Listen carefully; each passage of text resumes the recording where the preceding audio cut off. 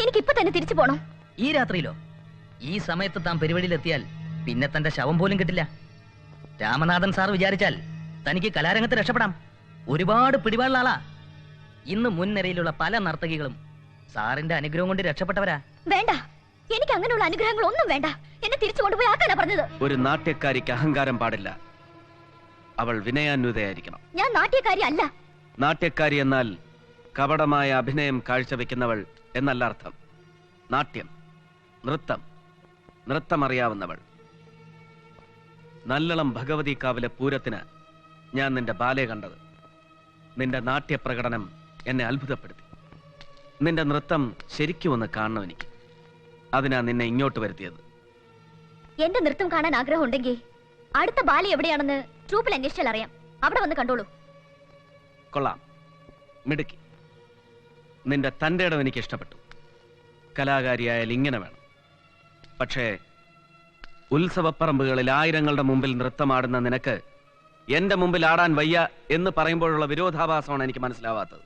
ഞാനൊരു നർത്തകിയാണ് എന്ന് വെച്ച് ഒരാളുടെ മുമ്പിൽ വന്ന് രഹസ്യമായി നൃത്തം ചെയ്യാൻ ഞാൻ ദേവദാസിയൊന്നുമല്ല. ഭേഷ്, ഒരു ബാലയ്ക്ക് കിട്ടുന്നതിന്റെ 10 ഇരട്ടി ഞാൻ തരും. എന്റെ മുമ്പിൽ നീ നൃത്തം ചെയ്യണം. പറയൂ, എത്ര വേണം? എനിക്കൊന്നും വേണ്ട. എന്നെ പോകാൻ അനുവദിച്ചാൽ മതി.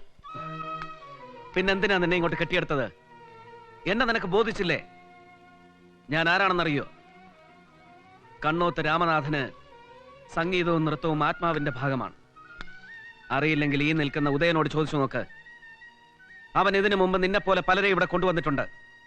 നിങ്ങളുടെ മുന്നിലേക്കാണ് കൊണ്ടുവരുന്നതെന്ന് ഞാൻ അറിഞ്ഞില്ല. ബാലിക്കാണെന്ന് പറഞ്ഞോ ഇയാൾ എന്നെ ഇവിടെ കൊണ്ടുവന്നത്? ഈ കേട്ടത് സത്യമാണ്. അത് ബാലേക്കെന്ന് പറഞ്ഞില്ലെങ്കിൽ ഈ കുട്ടി വരില്ല എന്ന് മനസ്സിലാക്കിയോണ്ടാ. ശരി,